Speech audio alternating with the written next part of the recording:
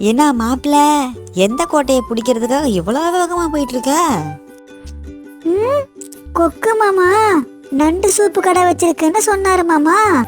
Taste பார்க்கலான்னு போறேன். நீங்களும் வரீங்களா? என்னது நண்டு சூப் கடையா? என்ன மாப்பிள்ள சொல்ற? மனசுக்குள்ள திக்கு திக்குங்குது, காலெல்லாம் நடுங்குது. பொய் சொன்னதுக்கே இப்படி நடுங்குறீங்களே மாமா. என்னது பொய் சொன்னையா? இப்பவே என்னோட கொடுக்கால உன்னோட தலையை எடுக்கிறேன் பாரு. கோபப்படாதீங்க மாமா. இன்னும் என்னவா, 10 அடி தூரம் போகணும்னாவே நான் 10 நிமிஷம் ஊர்ந்து போகணும். என்ன பார்த்து வேகமா போய் கோட்டையை பிடிக்கலையான்னு கிண்டல் பண்றீங்களே. ஓ சாரி மாப்பிள்ள, ஏதோ ஜாலியா பேசணுங்கிறதுக்காக சொன்னேன். இப்போ உனக்கு ஏதாவது ஹெல்ப் வேணுமா என்ன? உடம்பெல்லாம் வலிக்குது. என்னை கொண்டு போய் என்னோட அம்மா கிட்ட சேர்த்து விட்டுறீங்களா? சரி, என்னோட முதுகுல ஏறி உக்காந்துட்டு வழி காமி, போலாம். நேரா போங்க மாமா. சரி மாப்பிள்ள.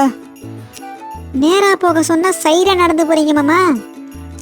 என் நடையே அப்படிதான் மாப்பிள்ள, நீ வழியை மட்டும் சொல்லு, நான் பாத்துக்கிறேன். உங்க முதுகுல சவாரி பண்ணிட்டே நடக்கிறத பார்க்கும்போது தினமும் இந்த மாதிரியே நடக்கணும்னு ஆசையா இருக்கு மாமா. உனக்கு நல்லா தான் இருக்கும் மாப்பிள்ள, ஆனா எனக்கு தான் கால் பயங்கரமா வலிக்குது. கால் வலிக்காம இருக்க நத்த வறுவல் சாப்பிட்டா சரியாயிரும்னு எங்க அப்பா சொன்னாரு. வெளிநாட்டுல நத்த வறுவல் ரொம்ப ஃபேமஸாமா. ஐயோ, நத்தை யாராவது வறுவல் பண்ணி சாப்பிடுவாங்களா? எனக்கு ஒரு ஆசை இருக்கு.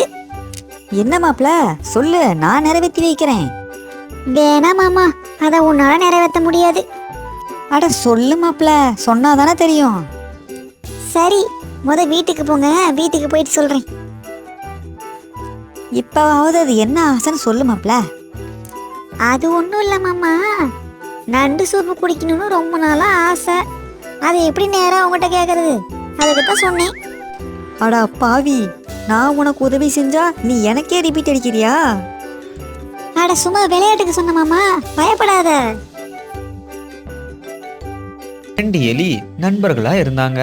அதுல ஒரு எலி ஒல்லியா இருந்துச்சு, இன்னொரு எலி நல்லா குண்டா கொழு கொழுன்னு இருந்துச்சு. டேய், என்னடா போக போக உடம்பு பெருத்துக்கிட்டே போகுது. இப்படியே போச்சுன்னு வையே, அப்புறம் உன்னால நடக்கவும் முடியாது, ஓடவும் முடியாது. ஆட போடா, நீ வேற ஒன்று. நான்லாம் ஒரு குண்டா, யானை எவ்வளோ பெருசா குண்டா இருக்குது. அதை சொன்னேன்னா கூட ஒரு நியாயம் இருக்குது. போய் என்ன சொல்றிய? நீ இப்படியே சொல்லிட்டு அவ்வளோத்தான், நீயும் யானையும் ஒண்ண. அடுத்த நாள், டேய் வாடா, போய் உணவு தேடலாம். அப்புறம் நீ வேற பசிக்குதுன்னு ஆரம்பிச்சிருவ. ஆமா, வா போலாம். எனக்கு இப்பவே பசிக்கிற மாதிரி இருக்குது. இப்படி சொல்லிட்டு 2 பேரும் உணவு தேட போனாங்க. அப்ப திடீர்னு ஒரு பெரிய பறவையோட நிழலு கீழே விழுந்துச்சு. உடனே ஒல்லியா இருக்கிற ஒலி வேக வேகமா ஓடிருச்சு. ஆனா அந்த குண்டி எலியால ஓடவே முடியல. அச்சோ, எங்கடா இவ்வளவு வேகமா ஓடுறா, என்னை காப்பாத்துறாடே. அப்ப அந்த பறவை கீழே வந்துச்சு. ஆனா அது ஒரு குட்டி பறவை. சூரிய வெளிச்சத்துல அதோட நிழலு பெருசா தெரிஞ்சுது. சின்ன பறவை கிட்ட இருந்து கூட உன்னால தப்பிக்க முடியல, இதுல யானையும் உன்னையோட சேர்த்தி பேசுறியா? ஆமா, ஒரு நிமிஷத்துல மூச்சே நின்று போச்சு தெரியுமா. முதல்ல அந்த உடம்ப குறைக்கணும். வாடா, அதுக்காக வேலையை பார்ப்போம். அளவுக்கு மீறி போனா இப்படி பிரச்சனைங்க தான் வரும். இந்த எலியை பார்த்தாவது தெரிஞ்சுக்கோங்க.